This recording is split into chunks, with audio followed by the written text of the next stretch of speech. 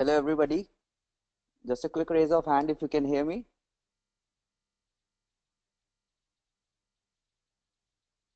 Hey guys, can you hear me? Yes, I think you guys can. Let's begin. Hello everyone. Welcome to the second edition of VWO's webinar series on conversion optimization. I hope you are excited to spend your Tuesday with VWO. My name is Utkarsh Rai and I take up some exciting co-marketing initiatives at VWO. You can reach out to me on Twitter with today's hashtag #AskVWO for any questions during the session. You can also use GoToWebinar's question widget to ask us anything. We will take them at the end of the session. For today's session, we have Mr. Rahul Jain and Mr. Abhishek Mandloi from the product team of VWO. Also joining him in this presentation, we have Mr. Dinesh Kasliwal, who takes up customer success at VWO. We welcome you guys. In this session, we are discussing the art of conducting visitor research. So let's begin. I would request Rahul to take it over from here. Rahul, over to you. Thanks for the introduction, Utkarsh, and welcome everyone. I'm excited to see you all here today and would love to chat more and hear more about your research efforts post my session. Before we deep dive into research, I would like to give you a quick walkthrough of the basic approach to increase conversions. A typical conversion optimization process starts with understanding what the user is doing on the website. In the research phase, we try to find out what is wrong by defining business goals and funnels. And why is it wrong? By looking at qualitative data of the users. Once we have observations, we use that data in the hypothesis phase. In this phase, we define problems and solutions based on our research. In the next phase, once we have a backlog of ideas, we prioritize them based on different criteria such as confidence, importance, and ease of implementation. After we have a prioritized list of ideas, we test them against the existing version of the website, and finally, in the learning phase, we deploy winning hypotheses and gather learnings for subsequent tests. In this webinar, we will deep dive into research phase and understand why research is important and how we can build a solid process around understanding user behavior.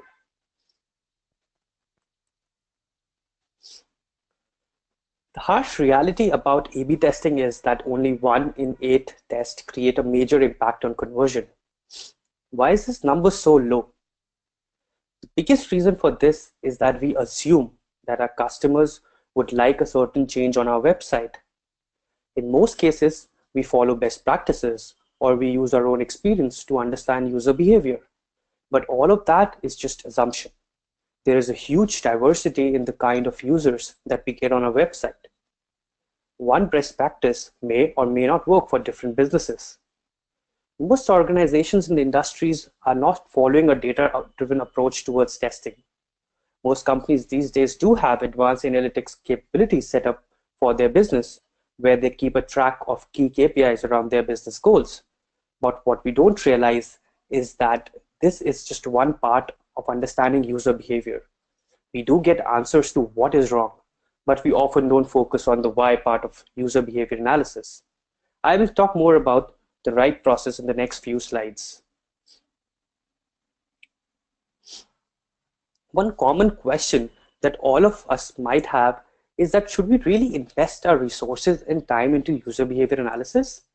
It's a very cumbersome task. It involves a lot of manual efforts. Should we really invest time and resources into it? We often spend a lot of our marketing budgets on SEO to bring in a lot of traffic on our website. And we are somehow satisfied with industry standard 2 to 5% conversion rate. But do we realize the potential customers that we are losing by not focusing on them?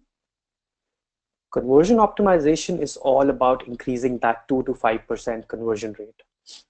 So this is a very interesting piece of information that was once shared by one of the biggest CRO influencers in the industry. So let's say you have 1 million monthly traffic. And as per industry standards for, let's say, e-commerce, a typical bounce rate would be around 20 to 30%. So in our case, let's take it as 30%. So now you're left with 700,000 qualified visitors. And as per some of the research firms, 30 to 70% people are in the market to buy. In our case, let's assume 50% people are in the market to buy. So now we are left with around 350,000 potential buyers. And going by the industry standard of 2% conversion rate, ultimately we get about 7,000 orders. Now we are left with about 343,000 visitors, which is our opportunity. And most of us don't focus on this set of customers because all we care about is bringing in a lot more traffic and then bringing in that 2% conversion rate.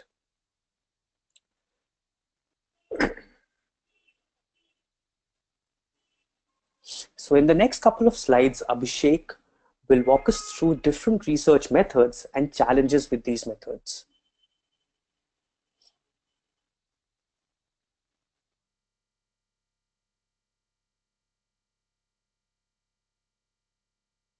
Over to you, Abhishek.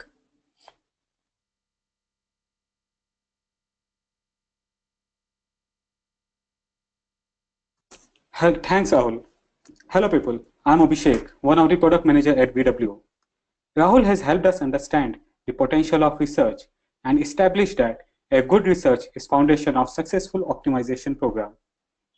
Now, let us look at some of the ways this foundation can be built.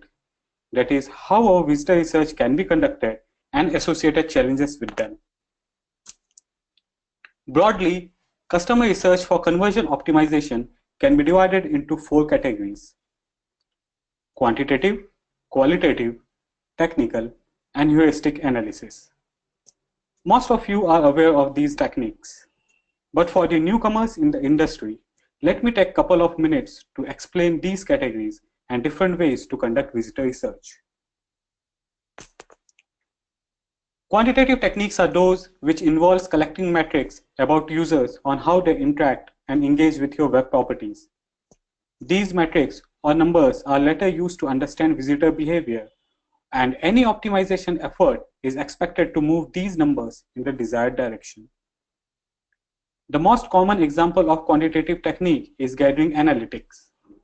It could be like a simple metrics like number of sessions, bounce rates, time spent on the page, to conversion-focused metrics like measuring how many users clicked on the CTA button or filled the demo form. If you want to optimize your website, it is important to measure such conversion-focused metrics. These, often referred as goals, define the success or failure of your optimization program.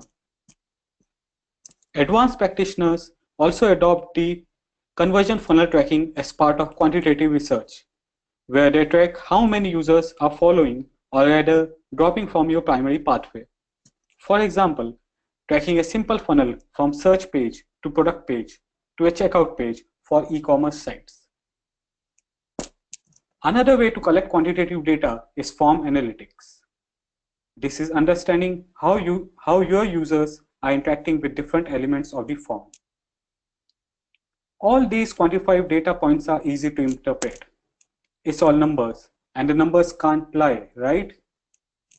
However, this approach is wrong, absolutely wrong. That's because our visitors are human. So no amount of statistical data we collect will ever be enough to completely explain their behavior. The main objective of visitor research is to answer the question of why. And using only qualitative data, the why of our users is difficult to understand. Sometimes users act in ways we cannot easily explain. For example, imagine you are trying to solve the issue of high cart abandonment on your product landing page.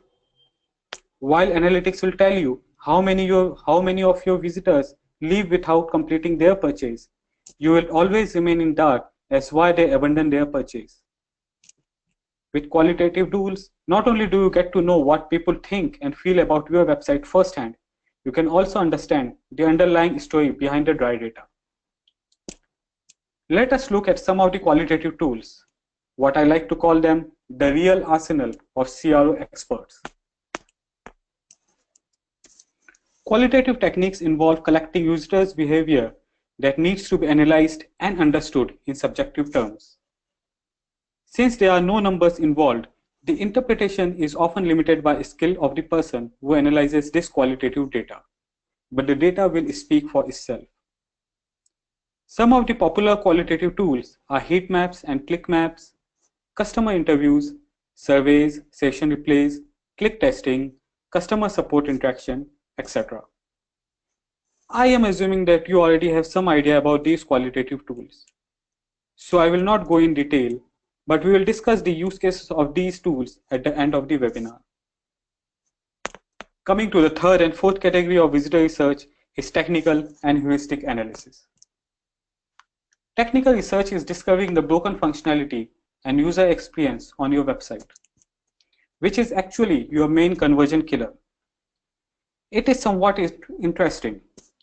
We call it as a low-hanging fruit.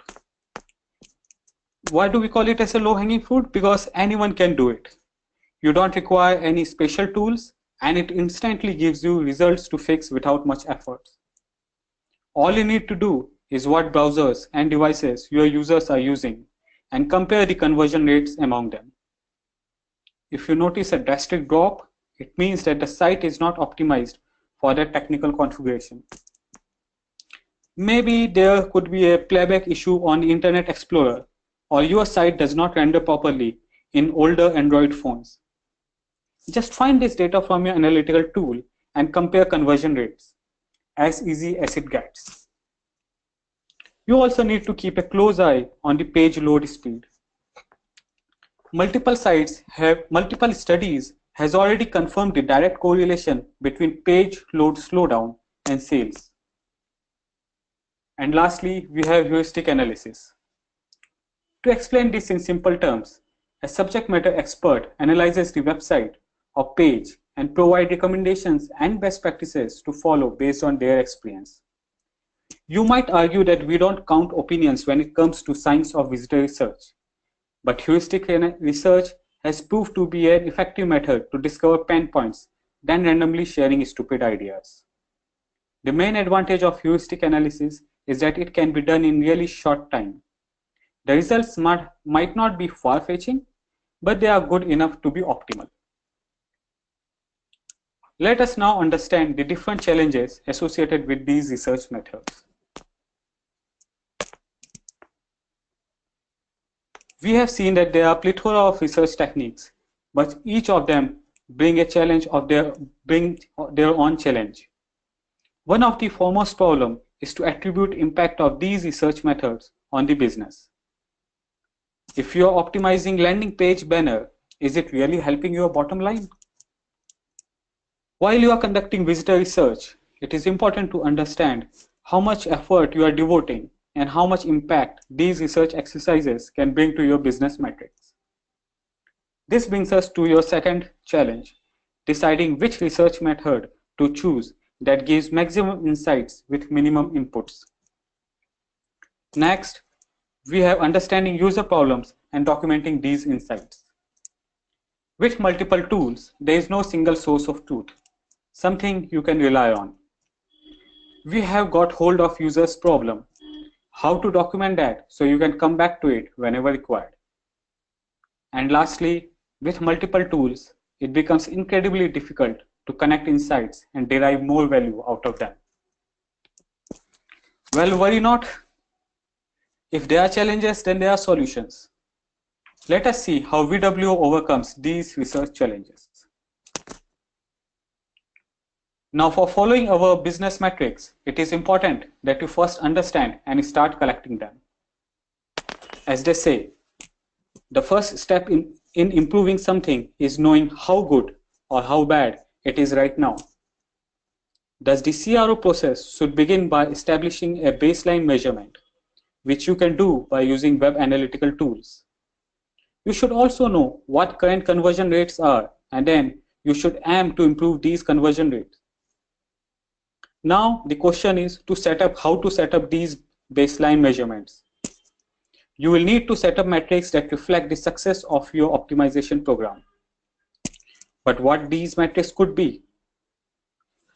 Well, it primarily depends on the nature of your business, but sales are often the best indicator. To measure sales, you can start measuring supporting indicators like lead contact forms filled, or clicks on demo button, or number of promotional video views. For example, A macro conversion is increasing revenue for an e-commerce website. So a user should first create revenue goal or payment form submission goal. Now micro conversions are the goals that support the macro conversions, like visits to the product page, which has add on a cart button, or clicks on add to cart button.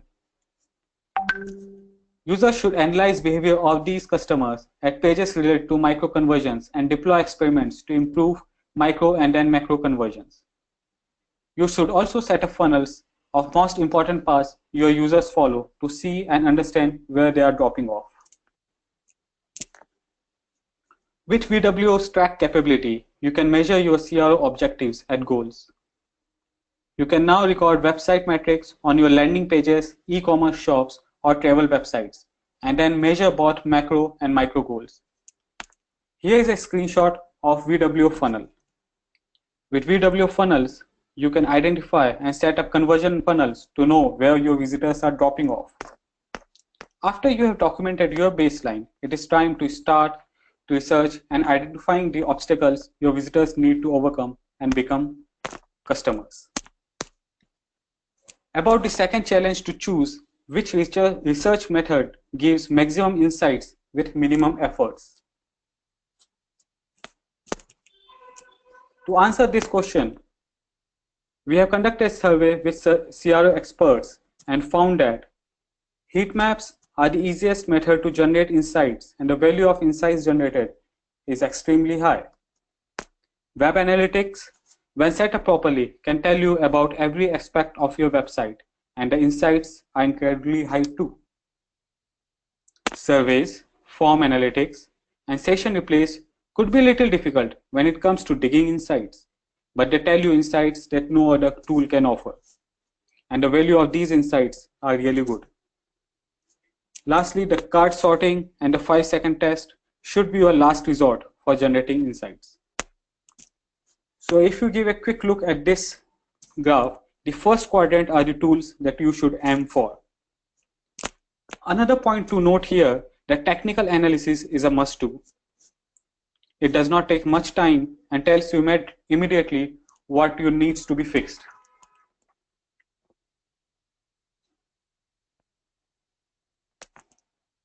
For the third challenge, understanding and documenting research insights, you can use VWO's plan layer. Here, you can save your notes on visitor research as observations anywhere in VWO. We will talk about this more in our next webinar. And the last challenge is to connect these research tools. Traditionally, all these research tools worked in isolation. They were provided by multiple vendors and integration was a mess. VWO provides native integration difference between different research tools, and this native integration opens a doorway of insights that was previously difficult to discover. Let us see a few examples.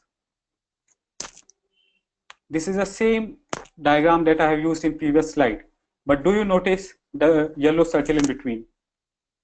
It's an e-commerce funnel. You can directly view the heat maps and visitor recordings of the dropped off users from any step of the funnel. Isn't this incredible? You are only analyzing the behavior of users who did not follow the success path, discovering their pain points and obstacles, which you can focus to optimize.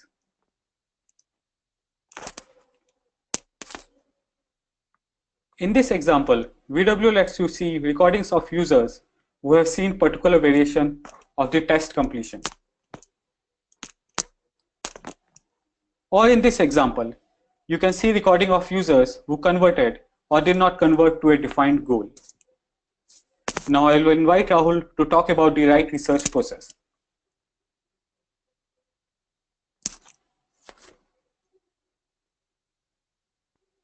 Abhishek just spoke in detail about different research methods.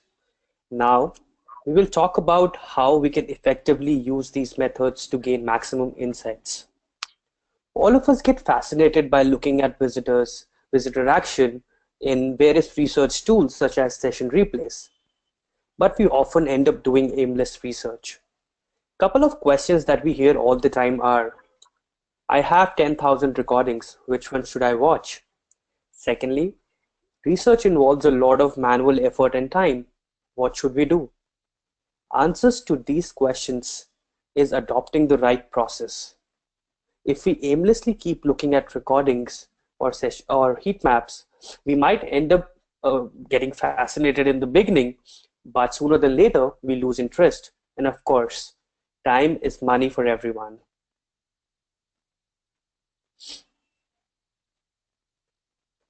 So the most important step before starting user research is to define business goals and funnels.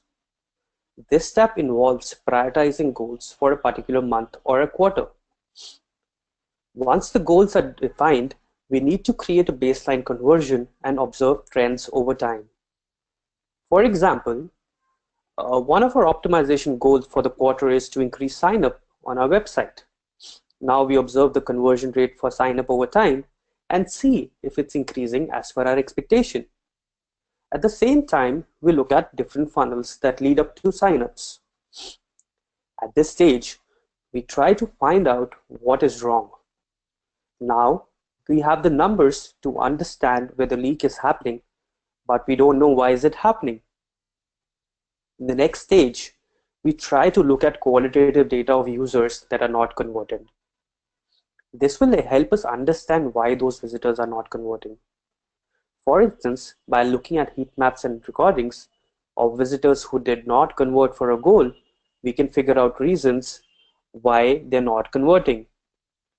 It could be due to some distraction on the page, but instead of just assuming the reason, we actually observe the actual user data and come up with a data-driven hypothesis.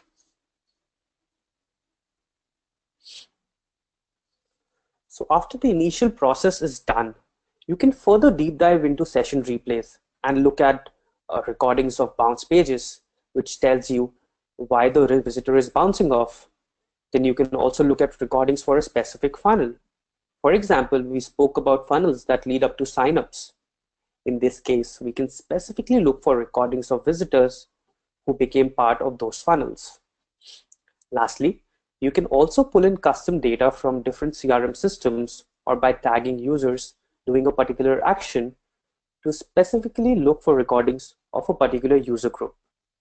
A good example of it could be looking at session replays of visitors who are logged in versus visitors who are not. In the next couple of slides, Dinesh will talk more about use cases for different capabilities like forms, heat maps, and surveys. Over to you, Dinesh. Thanks, Rahul. And thanks, Abhishek, for those insights into the art of conducting research for a successful website optimization program. Hi, everyone. I'm Dinesh Kasliwal, Success Manager here at VWO. I handle enterprise clients based out of US and LATAM region for VWO. As Rahul mentioned, I'm here to discuss a few real-life use cases so that we can derive important and action-worthy observations out of our website research initiatives. So as part of our quarterly target in one of our previous targets, we were looking to generate more leads out of our existing traffic. While running a forms analysis campaign, as you can see on your screen, we were able to derive some really interesting insights. We observed that while a decent amount of traffic which was landing on the page, was interacting with the form, the overall form submission rate was still low. Now, form analytics can help you understand how visitors interact with every field of the form. It gives you insights on where visitors hesitate and drop off.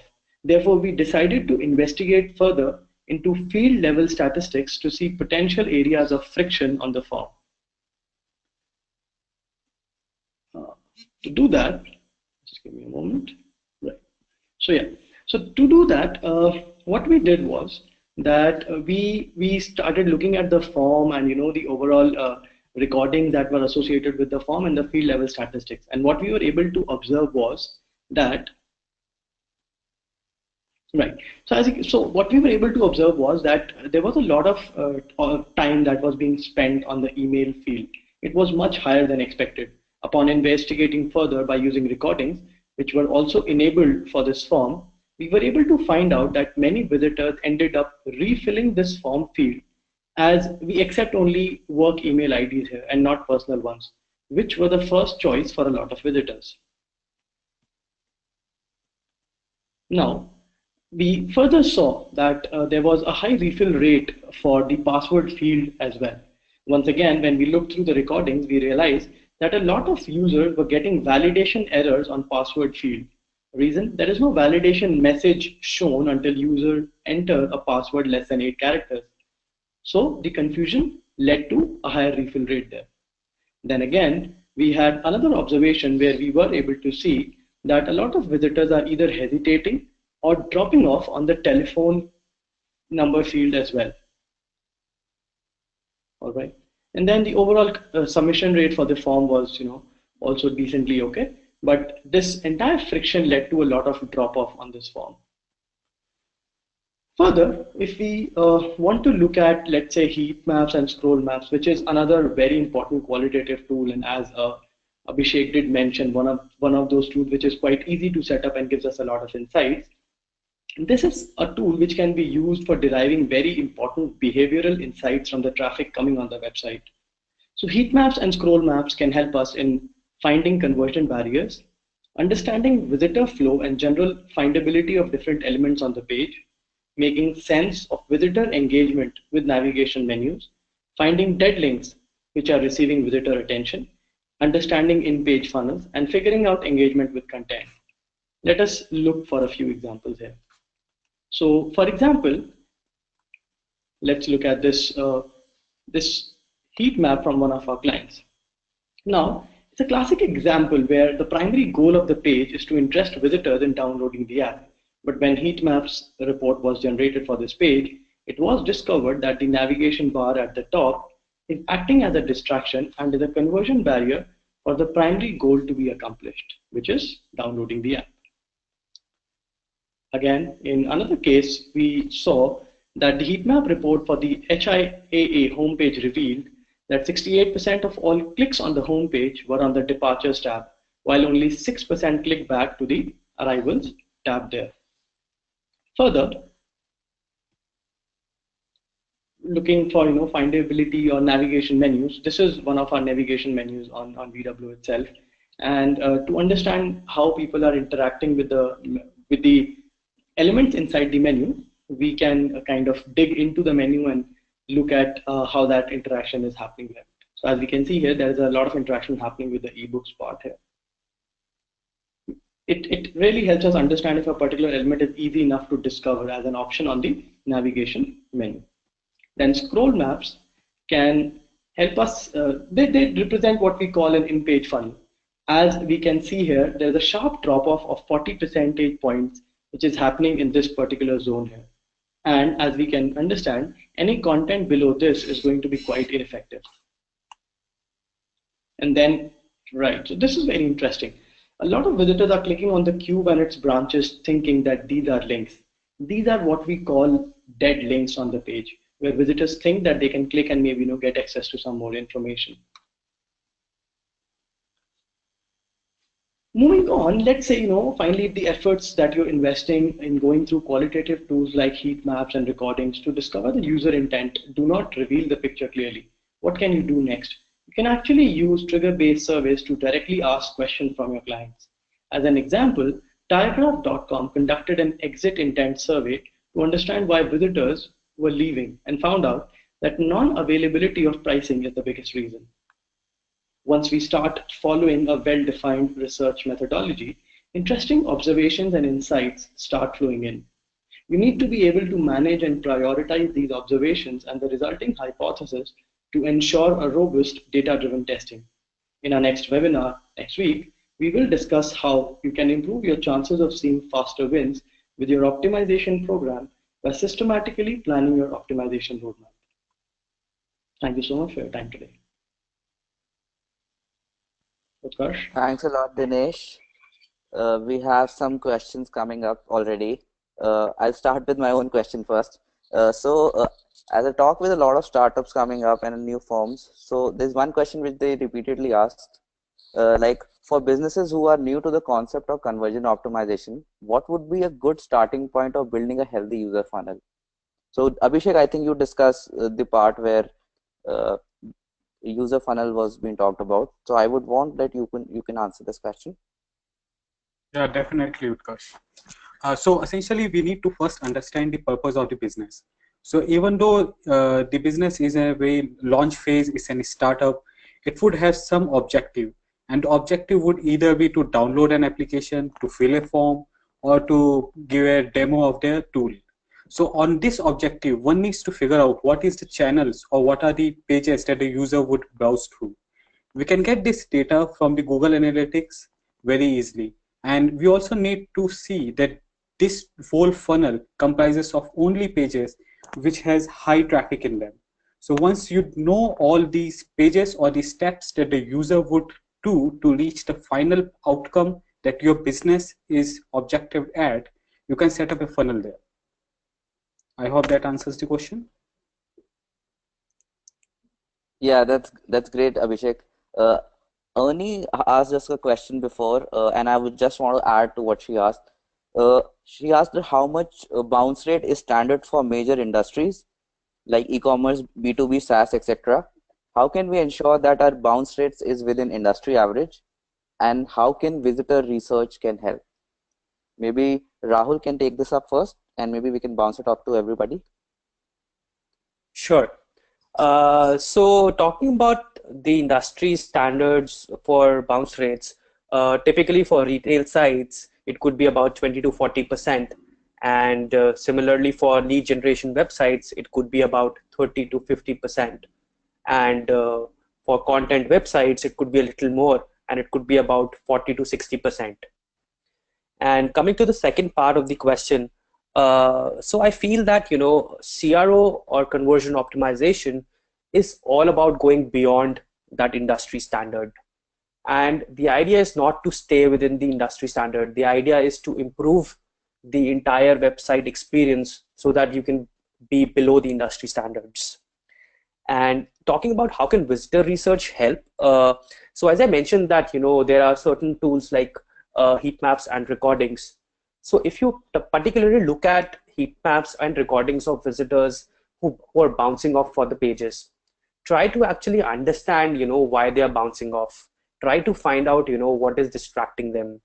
Like, providing relevant content, building a clear navigation path or a menu, placing the search functionality prominently, or probably, speed up the page load and getting rid of pop-up ads. You can discover a lot of insights by looking at, session replays of visitors who are bouncing off. So session replays or any other research tools plays a major role in reducing that bounce rate. So I hope that answers your question.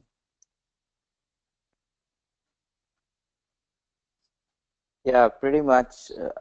Another question we have is from Patrick.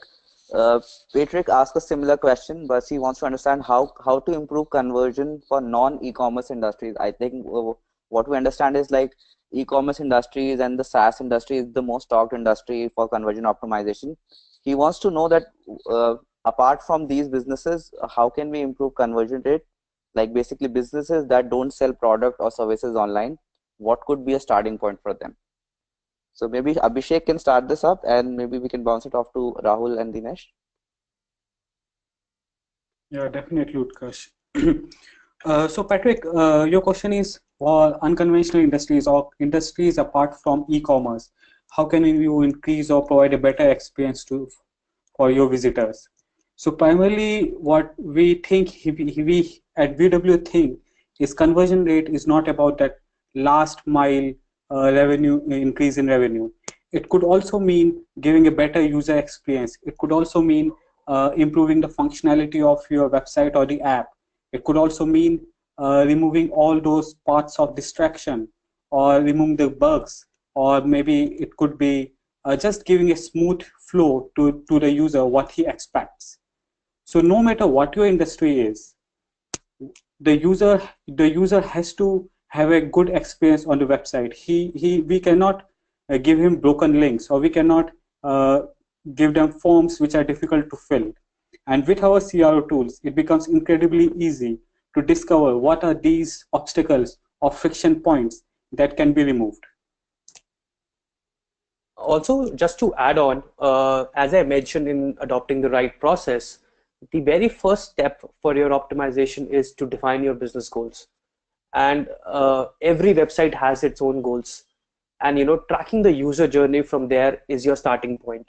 That is where you actually try to figure out as to why visitors are actually not completing goals. Why are they hesitating? What are blockers? So depending on the goals that you have for your website, and that is the starting point where you proceed further for your research. Dinesh, would you want to add something to this?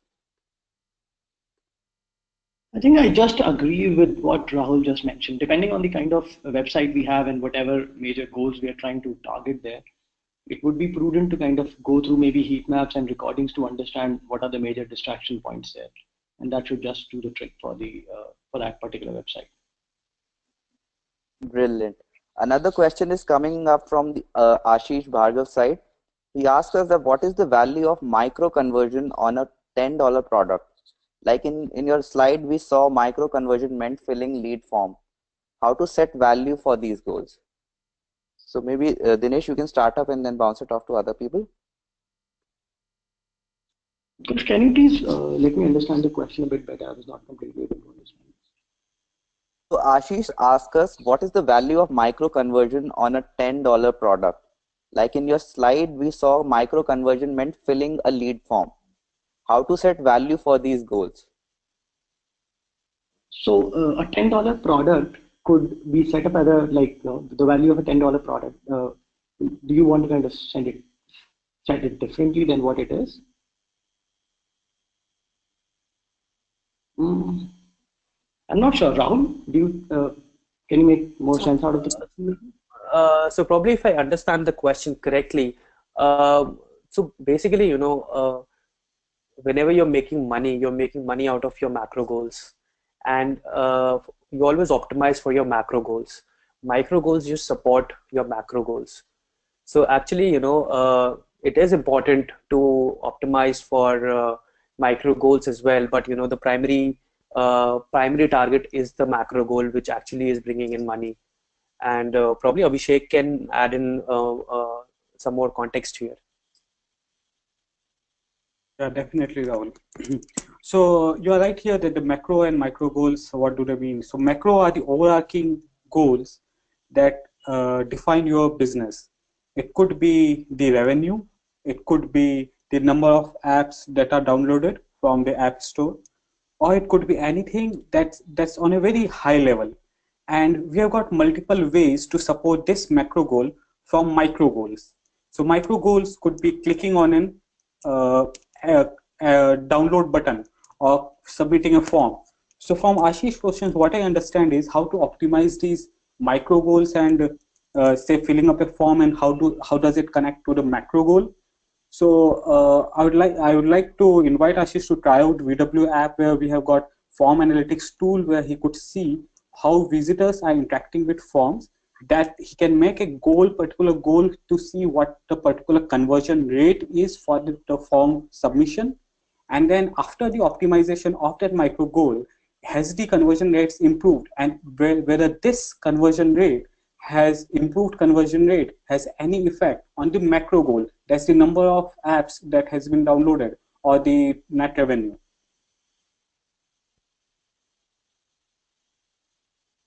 Great, guys. We're going to just take up the last question. Rebecca has a question. She asks us, why should you focus on lowering the bounce rate? As if you stop buying low converting ad traffic, you automatically get a lower bounce rate and a higher conversion rate. Is this really a good KPI to measure? Maybe Rahul can start with this. So definitely, bounce rate is a very important KPI to measure. The reason would be that, if I'm saying that the bounce rate of a website or on a web page is 20, 30% or 40%, so you're potentially losing a lot of customers in the bounce rate. So it is very important to optimize the bounce rate, and measuring it as a KPI is very important, because if, as I mentioned in my example, that if you have 1 million visitors on your website and you're potentially losing out about 300,000 visitors because of bounce rate, I think that's a very bad number. And even if you're able to improve 4 to 5% bounce rate, that means you're potentially bringing in a lot of qualified visitors on your website.